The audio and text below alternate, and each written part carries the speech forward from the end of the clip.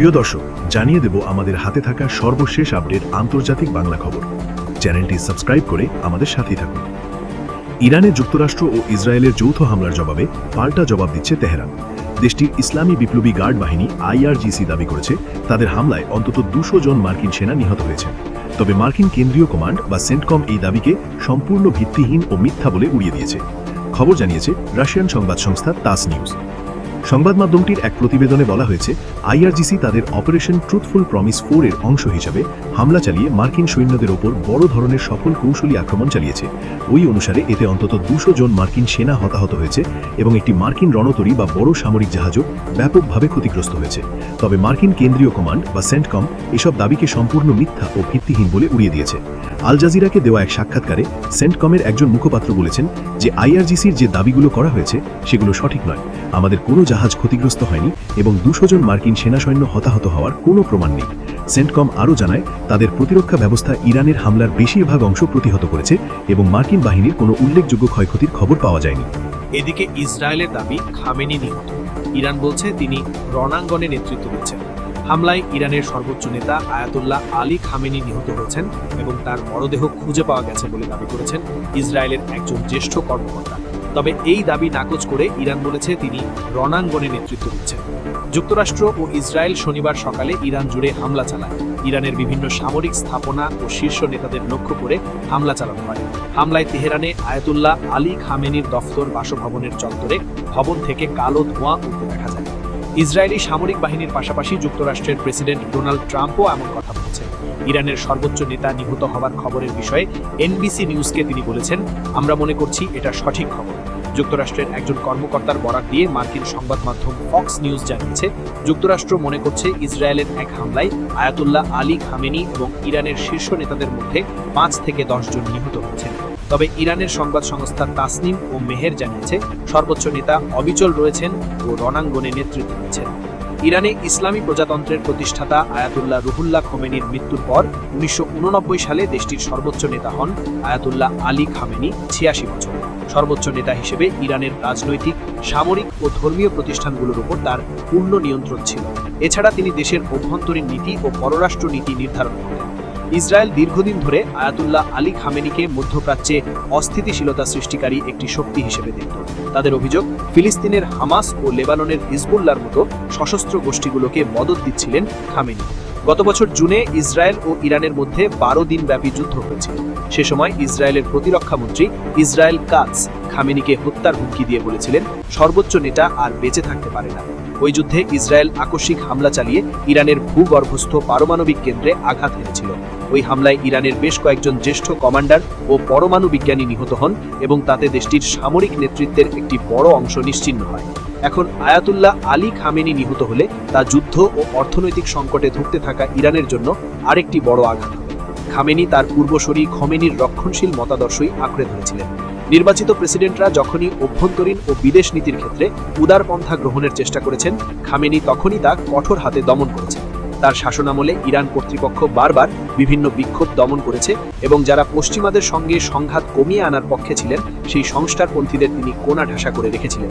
খামেনির নেতৃত্বে ইরান মধ্যপ্রাচ্যে যুক্তরাষ্ট্র বিরোধী একটি শক্তিশালী শক্তিতে পরিণত হয় এবং ওই অঞ্চলে নিজেদের প্রভাব বিস্তার করে।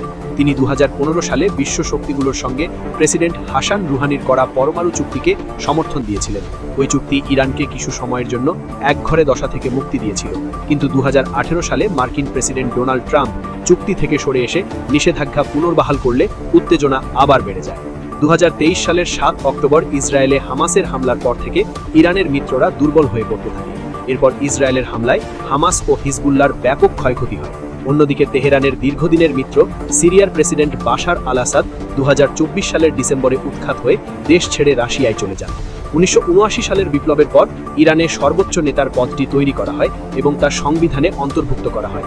এর মাধ্যমে প্রেসিডেন্ট ও পার্লামেন্টের উপরে একজন শীর্ষ ধর্মীয় নেতাকে নিরঙ্কুশ ক্ষমতা দেওয়া হয়। 88 জন আলেমদের নিয়ে গঠিত অ্যাসেম্বলি অফ এক্সপার্টস আনুষ্ঠানিকভাবে এই নেতা নির্বাচন করে। এবার জানিয়ে দেব ইরানে হামলা, এরদোয়ানের হুঁশিয়ারি। মধ্যপ্রাচ্যে ইরান ও তার প্রতিদ্বন্দ্বীদের মধ্যে ক্রমবর্ধমান সহিংসতা পুরো অঞ্চলকে ভয়াবহ যুদ্ধের দিকে ঠেলে দিতে পারে বলে হুঁশিয়ার করেছেন তুরস্কের president Recep Tayyip Erdogan.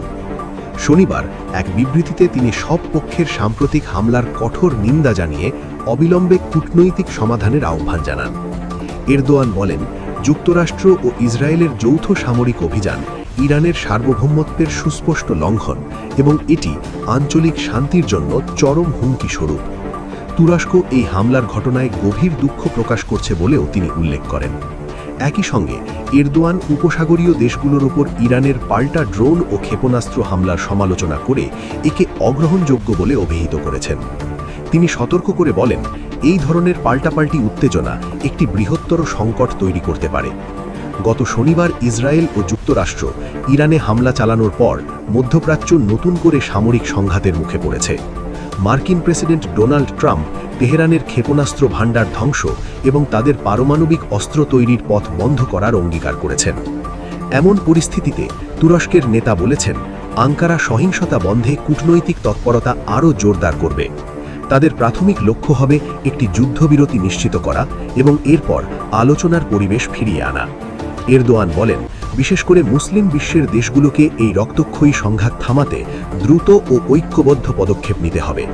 Erdogan সতর্কবাণী উচ্চারণ করে বলেন, যদি শুভবুদ্ধির উদয় না হয় এবং কূটনীতিকে সুযোগ দেওয়া না হয় তবে পুরো অঞ্চল আগুনের কুণ্ডলিতে পরিণত হওয়ার ঝুঁকিতে পড়বে।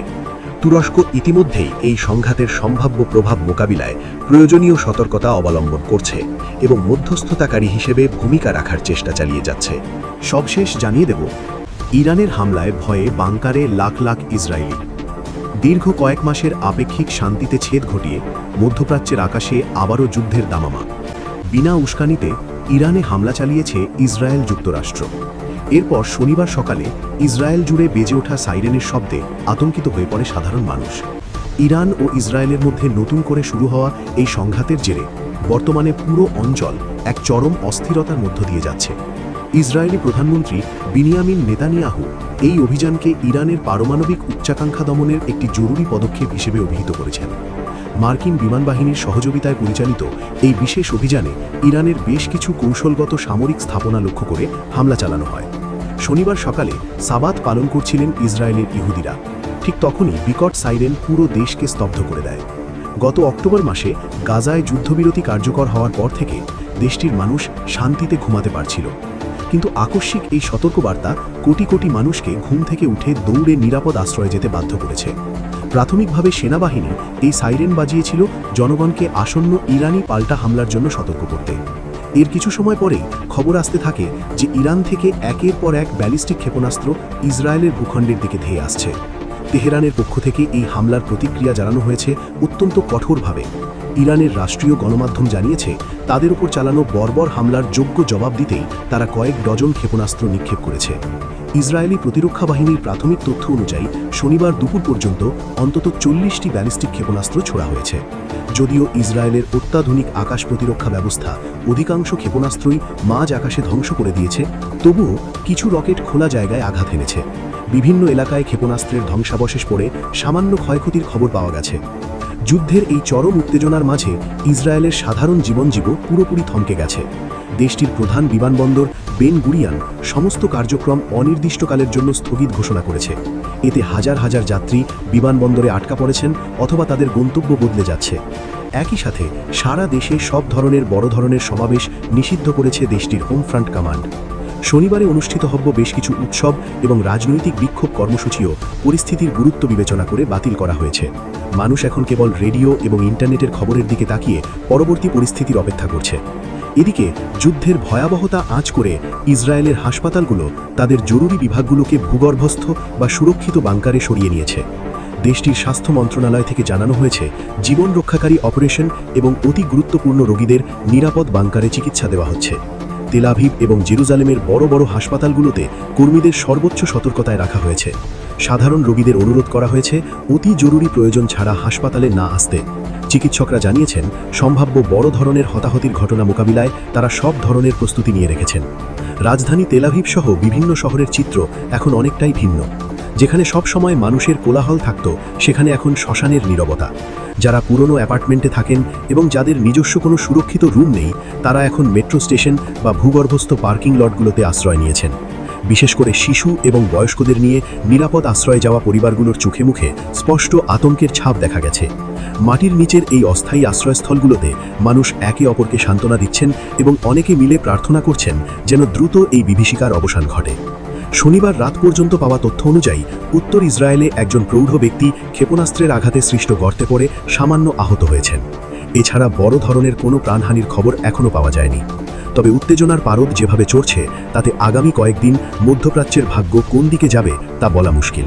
আন্তর্জাতিক মহল থেকে সংযম প্রদর্শনের আহ্বান জানানো হলেও রণক্ষেত্র থেকে পাওয়া সংবাদগুলো ভিন্ন কোনো ভয়াবহ পরিণতির ইঙ্গিত দিচ্ছে।